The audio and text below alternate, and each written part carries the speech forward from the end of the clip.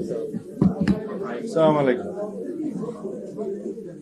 এটা খুবই মর্মান্তিক, বেদনাদায়ক। ভাই আসতে ভাই কথা বলতে শুনি। আমাদের একজন সক্রিয় দায়িত্বশীল নেতা ঢাকা উত্তর মহানগর উত্তরের সাবেক সম্পাদক, এর আগেও সে কেন্দ্রীয় কমিটিতে ছিল এবং এখানে একবার কমিশনার নির্বাচন করেছেন, সামনেও করার কথা। অত্যন্ত জনপ্রিয়। তাকে যেভাবে হত্যা করা হয়েছে সেটা অনেকটা মনে হয় যেন পরিকল্পিতভাবে হত্যা করা, যেটা সিসিটিভির ফুটেজে দেখা গেছে। দুইজনকে শনাক্ত করা হয়েছে, তাদেরকে গ্রেপ্তারের চেষ্টা করা হচ্ছে, মামলা দায়ের হয়েছে। কিন্তু এর সাথে আমরা মনে করি যারা নির্বাচন বিরোধী, গণতন্ত্রের বিরোধী শক্তি, পতিত ফ্যাসিবাদী শক্তি এবং তাদের দোসররা, তারা তাদের ষড়যন্ত্রের অংশ হিসাবে এরকম আরো অনেক ঘটনা হয়েছে এবং সামনে হয়তো তাদের সে পরিকল্পনা আছে। যারা গণতন্ত্র চায় না, নির্বাচন চায় না এবং নির্বাচনকে যারা অনিশ্চিত করতে পারলে লাভবান হবে, সেই জাতীয় কোনো অপশক্তি এর পিছনে আছে কিনা সেটা খতিয়ে দেখতে হবে। তবে আমরা ঘটনার সুষ্ঠু তদন্তের জন্য দাবি করেছি এবং একটা দৃষ্টান্তমূলক যাতে শাস্তি নিশ্চিত করা যায় সেরকম বিচারের দাবি করছি। এখন স্বরাষ্ট্র মন্ত্রণালয়ের কাছে আমরা অনুরোধ করেছি, দাবি জানিয়েছি যাতে এটা খুব যথাশীঘ্র এর একটি তদন্ত করে আইনানুগ ব্যবস্থা গ্রহণ করা যায় এবং যারা হত্যাকারী তাদেরকে চিহ্নিত করে আইনের আওতায় আনা যায়। আমার মনে হয় এই জাতীয় কিছু ঘটনাগুলির মধ্য দিয়ে পতিত স্বৈরাচারী বা ফ্যাসিবাদী শক্তি এবং অগণতান্ত্রিক শক্তি হয়তো নির্বাচনকে কণ্ঠকাঠিন্য করতে চায়, যেটা সফল হবে না।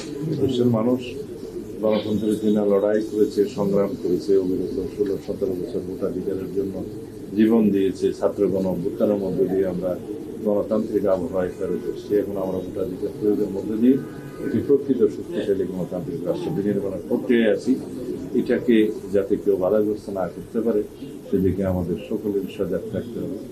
আর এই হত্যাকাণ্ডের যথাযথ তদন্ত এবং বিচারের জন্য আমরা আবারও জোর দাবি জানাচ্ছি সংশ্লিষ্ট কর্তৃপক্ষের কাছে এবং বিশেষ করে স্বরাষ্ট্র মন্ত্রণালয়কে অনুরোধ করব যাতে ভবিষ্যতে এরকম কোনো দুর্ঘটনা না হতে পারে, হত্যাকাণ্ড না হতে পারে।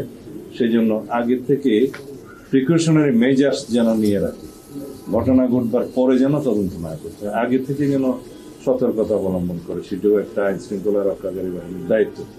ধন্যবাদ। আমি আমাদের মাননীয় চেয়ারম্যানের পক্ষ থেকে, জনাব তারেক রহমানের পক্ষ থেকে আমি আজকে ওনার নির্দেশে এসেছি।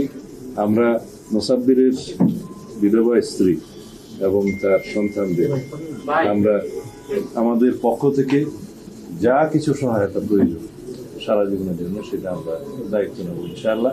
এটা আমাদের চেয়ারম্যান সাহেবের নির্দেশ। তাদের প্রশ্ন ছিল, হিউম্যান রাইটস সাপোর্ট সোসাইটির তথ্য বলছে গত এক বছরে 133টি রাজনৈতিক হত্যা হয়েছে। সেই জায়গায় 93 জনে বিএনপি নেতা।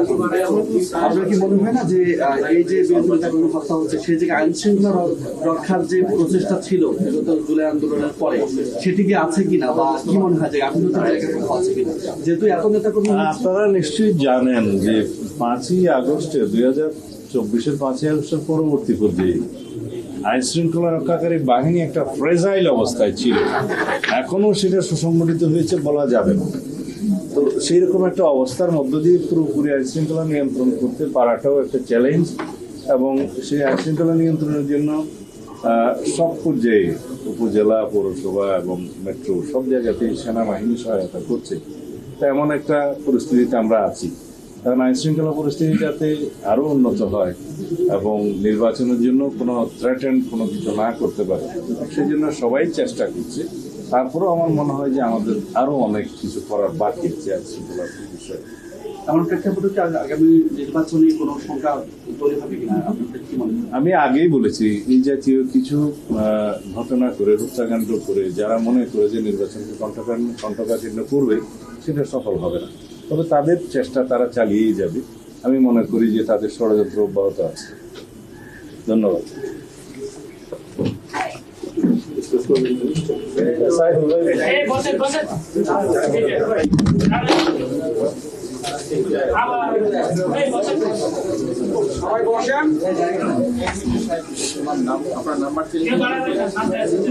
আগেরটা তো নাই, এখন যেটা